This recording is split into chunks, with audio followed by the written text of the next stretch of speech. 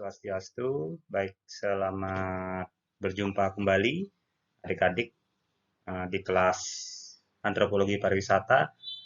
Hari ini di pertemuan keempat kita akan membahas tentang tahapan perkembangan pariwisata dan konsep perjumpaan kebudayaan.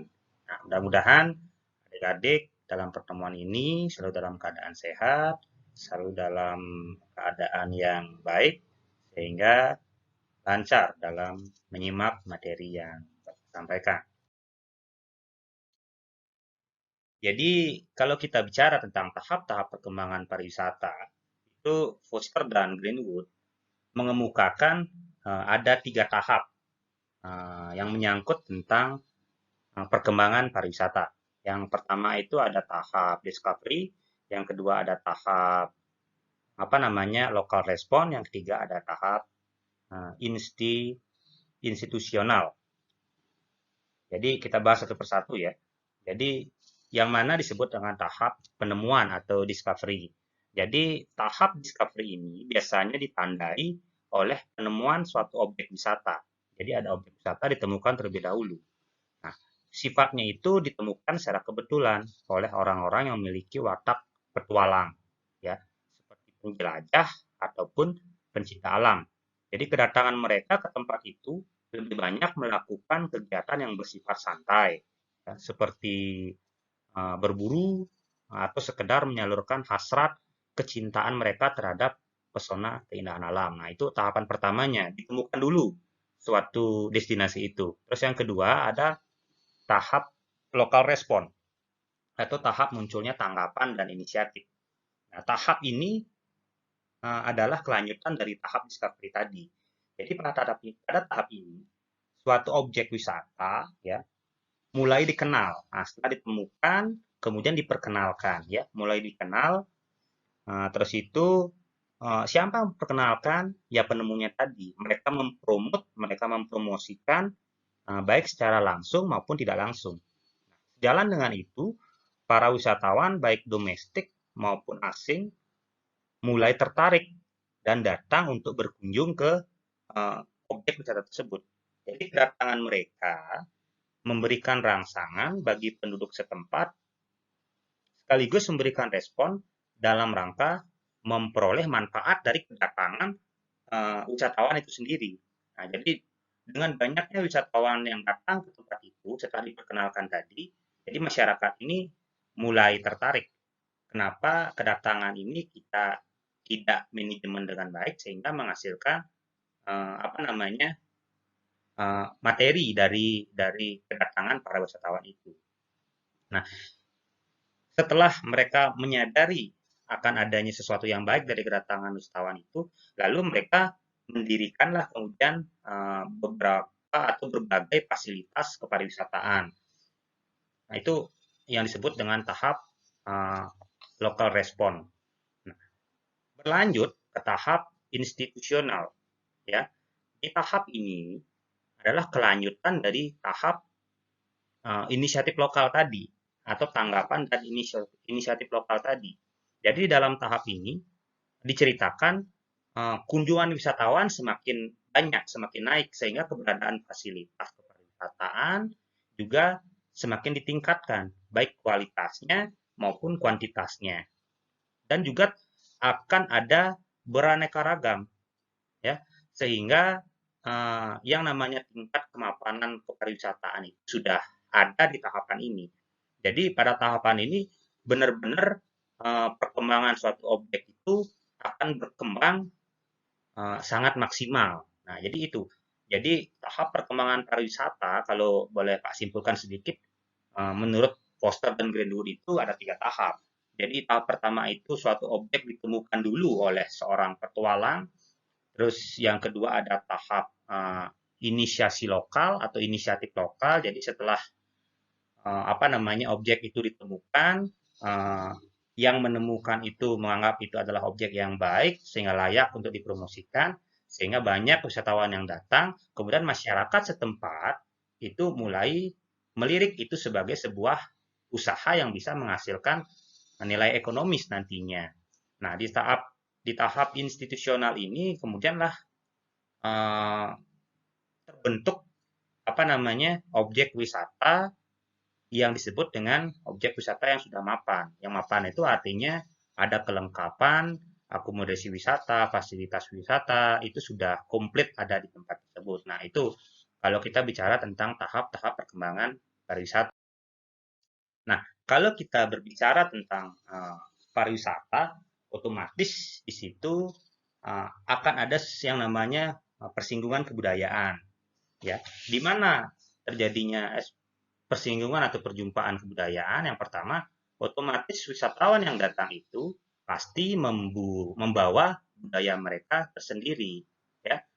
Wisatawan membawa budaya mereka tersendiri, nah, ini akan berpengaruh pada budaya lokal. Itu yang disebut dengan perjumpaan apa namanya pariwisata dan kebudayaan. Nah, jadi di dalam perjumpaan itu bisa saja keduanya saling mempengaruhi. Misalnya dalam hal kebudayaan lokal, misalnya sebagai penerima kebudayaan asing yang masuk, cenderung berkedudukan sebagai variabel yang dipengaruhi oleh kedatangan kebudayaan asing. Dan kebudayaan asing cenderung dia bersifat sebagai variabel yang mempengaruhi kebudayaan lokal. Ya, jadi saya ulangi lagi.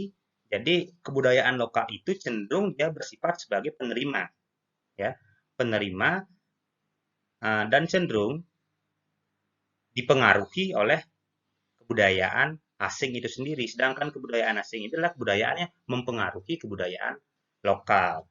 Nah, dalam konteks pariwisata, interaksi antara kebudayaan wisatawan dengan kebudayaan tuan rumah cenderung menimbulkan perubahan-perubahan kebudayaan pada kebudayaan tuan rumah itu sendiri. Nah, proses-proses perjumpaan kebudayaan inilah kemudian menimbulkan yang disebut dengan konsekuensi. Nah, apa saja konsekuensi kita simak. Yang pertama itu akan ada yang disebut dengan substitusi kebudayaan. Nah, apa itu substitusi kebudayaan? Substitusi kebudayaan adalah fungsi unsur-unsur kebudayaan lokal diambil alih oleh unsur-unsur kebudayaan asing dengan perubahan struktur yang minimum. Contoh, misalnya dahulu masyarakat tradisional menggunakan kentongan sebagai sistem komunikasi atau bedug lah anggap. Nah, terus di dalam perkembangannya fungsi kentongan ini digantikan oleh misalnya telepon atau radio komunikasi atau pengeras suara. Radio komunikasi itu ya semacam toa itu. Nah, terus yang kedua, konsekuensi dari perjumpaan kebudayaan itu akan muncul sinkretisme. Sinkretisme itu adalah terbentuknya sistem baru dari percampuran unsur-unsur kebudayaan lokal dengan unsur-unsur kebudayaan asing, dengan kemungkinan terjadinya perubahan kebudayaan yang cukup berarti. Ya, jadi saya ulang, sinkretis itu adalah terbentuknya sistem baru dari percampuran unsur kebudayaan lokal dengan unsur kebudayaan asing, dengan kemungkinan perubahan yang terjadi itu mempunyai dampak yang cukup berarti. Contoh misalnya percampuran apa namanya sistem kepercayaan tradisional, ya, misalnya di Jawa terdahulu dikenal dengan adanya ajaran Hindu Buddha, ya, bercampur dengan setelah pengaruh apa namanya masuknya pengaruh Islam, jadi pengaruh Hindu Buddha itu bercampur dan menghasilkan sistem kepercayaan baru yang sekarang mungkin adik-adik pernah dengar yang disebut dengan istilah kepercayaan kejawen. Jadi kejawen itu adalah sebuah sinkretisme sebenarnya antara budaya lokal dengan kepercayaan Hindu Buddha terdahulu, terus itu masuk kebudayaan baru yaitu kebudayaan apa namanya kebudayaan Islam. Nah, menghasilkanlah dia kebudayaan baru yang disebut dengan kebudayaan atau kepercayaan kejawen. Terus yang ketiga ada adisi. Nah, jadi adisi itu adalah penambahan unsur-unsur kebudayaan asing ke dalam kebudayaan lokal. Jadi budaya asing itu masuk menjadi bagian dari kebudayaan lokal, itu adisi. Contoh misalnya beroperasinya alat transportasi kendaraan bermotor, ya, sebagai pengganti misalnya dokar. Nah, jadi Dulu mungkin masyarakat kita belum yang mengenal namanya kendaraan apa ya, bajai atau bemo. Nah, yang kita kenal terdahulu sebelum masuknya kebudayaan bermotor ini adalah dokar atau cikar, eh, kendaraan yang digerakkan oleh kuda. Nah, di dalam perkembangannya kemudian masuk masuk pengaruh apa namanya teknologi mesin. Nah, disinilah kemudian ada perubahan di mana unsur kebudayaan asing yang masuk, diisikanlah apa namanya cikar atau dokar itu mesin. Nah, jadilah dia cikar atau bemo atau bajai yang umum kita ketahui.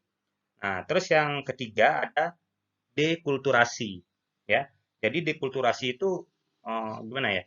Hilangnya bagian-bagian substansial dari kebudayaan lokal. Jadi kalau kita bicara dekulturasi itu memang apa namanya akan ada penghilangan, ya akan ada sesuatu yang hilang dari kebudayaan lokal itu sendiri. Nah, contoh misalnya eh, penggunaan mesin penggilingan padi, ya. Dulu kita menggunakan yang namanya apa? Lesung, ya, atau lu. Orang Bali bilang untuk menumbuk atau merubah beras menjadi padi. Nah, sekarang eh, lu atau apa namanya? Atau lesung itu hilang, tergantikan dia oleh mesin penggilingan padi. Itu yang disebut dengan dekulturasi. Terus yang kelima ada originalisasi. Jadi originalisasi itu adalah muncul unsur-unsur kebudayaan baru untuk memenuhi kebutuhan-kebutuhan baru sebagai akibat dari kondisi perubahan. Ya, jadi sekali lagi originalisasi itu adalah muncul unsur kebudayaan baru untuk memenuhi kebutuhan baru sebagai akibat dari kondisi perubahan. Contoh misalnya masuknya listrik ke pedesaan, ya. Nah, jadi itu menggantikan dia misalnya masih memakai strongking, ya, strongking. Jadi dengan masuknya listrik itu otomatis memang dibutuhkan, ya, sehingga bisa membuat suatu perubahan. Itu namanya originalisasi. Terus yang selanjutnya ada revitalisasi. Revitalisasi itu adalah bangkit atau menguatnya daya tahan kebudayaan lokal dari pengaruh budaya asing. Jadi sekali lagi revitalisasinya itu kebudayaan lokal cenderung lebih menguat dia ketika masuknya pengaruh budaya asing. Nah, misalnya dahulu orang itu eh, punya kebanggaan ketika mampu membangun hunian-hunian yang bersifat mewah minimalis, ya, bangun yang berbentuk simple tetapi dalamnya mewah. Akan tetapi hal itu sekarang sudah mulai bergeser, sehingga masyarakat sekarang banyak mulai membuat bangunan yang memang bisa menyatu dengan alam. Nah, terus yang terakhir ada penolakan, ya, penolakan yang memang perubahan kebudayaan yang terjadi akibat pengaruh asing, ya, yang tidak diterima oleh sebagian besar masyarakat sehingga dapat menyebabkan pemberontakan atau gerakan kebangkitan. Jadi memang kebudayaan asing yang masuk itu dianggap tidak cocok dan ditolak oleh masyarakat yang memiliki kebudayaan lokal tersebut. Nah, selanjutnya, nah pariwisata juga apa namanya dipandang sebagai fenomena perjumpaan kebudayaan antara kebudayaan wisatawan atau kebudayaan asing dengan kebudayaan penerima. Jadi konsekuensi logis dari proses perjumpaan kebudayaan tersebut pada gilirannya menimbulkan perubahan-perubahan pada kebudayaan lokal. Contoh konkret misalnya dalam bidang bahasa, masyarakat lokal kita misalnya di Bali mulai menyerap unsur-unsur budaya asing sehingga akan menggeser unsur-unsur budaya lokal. Seperti contoh misalnya anak-anak muda kita sekarang cenderung mereka menganggap bahasa Bali itu adalah bahasa yang kuno dan tidak menghasilkan sesuatu dan cenderung dia lebih mengagungkan kebudaya apa namanya bahasa asing. Jadi mereka menganggap bahasa asing itu yang mampu memberikan mereka sesuatu di kemudian hari. Padahal keduanya itu adalah saling melengkapi. Adanya kebudayaan lokal itu yang justru sebenarnya menarik datangnya kebudayaan asing yang menghasilkan sesuatu untuk mereka nantinya. Nah, selanjutnya, demikian pula itu satu contohnya di bidang kebahasaan tadi. Contoh lainnya misalnya kita bisa ambil di dalam gaya hidup, ya. Disadari atau tidak, warga masyarakat lokal kita di Bali ya khususnya sekarang sudah kebanyakan meniru gaya hidup bebas dan individual dari apa namanya wisatawan asing yang masuk. Nah, misalnya anak-anak muda kita sekarang itu cenderung lebih nyaman dan lebih enak mereka menggunakan pakaian-pakaian yang apa ya, yang minim ya, yang serba kurang ya. Celananya kurang, bajunya kurang. Nah, itu yang mereka adopsi dari budaya asing yang masuk ke Indonesia. Nah, jadi akumulasi dari persoalan tersebut tentunya dapat menimbulkan perubahan-perubahan pada budaya lokal.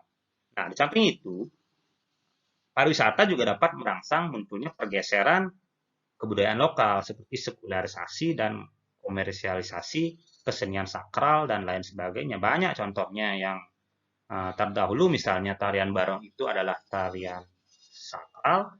Nah, sekarang bahkan tarian barong itu sudah mulai menjadi tari komersil, misalnya dipentaskan dia di sebagai sebuah destinasi, sebagai sebuah objek tontonan untuk wisatawan. Tetapi tetap uh, apa namanya barong yang dipakai itu memang adalah barong yang memang untuk dipertunjukkan. Nah, jadi akulturasi itu sendiri. Jadi akulturasi ya. Jadi akulturasi itu sebetulnya dapat diacu ya, sebagai sebuah strategi ya untuk mengantisipasi munculnya konsekuensi negatif yang muncul dari proses perjumpaan kebudayaan. Karena apa? Karena akulturasi itu adalah suatu proses kebudayaan yang timbul bila suatu kelompok manusia dengan suatu kebudayaan tertentu dihadapkan dengan unsur kebudayaan asing yang sedemikian rupa. Sehingga unsur kebudayaan asing tersebut lambat laun diterima dan diolah dalam kebudayaan penerima tanpa menghilangkan kepribadian dari kebudayaan penerima. Jadi itu, akulturasi itu dianggap sebagai suatu jawaban eh, apa namanya bagi budaya lokal ketika ada apa namanya budaya asing yang masuk. Nah, karena akulturasi itu adalah apa namanya datangnya dua buah kebudayaan yang disebut perjumpaan tadi menghasilkan kebudayaan baru tanpa menghilangkan esensi dari kebudayaan lokal yang sudah apa namanya yang sudah dimiliki oleh masyarakat lokal itu sendiri. Nah, itu mungkin dulu untuk pertemuan hari ini. Nah, Pak harapkan apa yang Pak sampaikan ke kalian itu bisa bermanfaat. Nah, sekali lagi ada salah kata Pak mohon maaf. Bapak tutup dengan para Santi. Om Santi Santi Santi.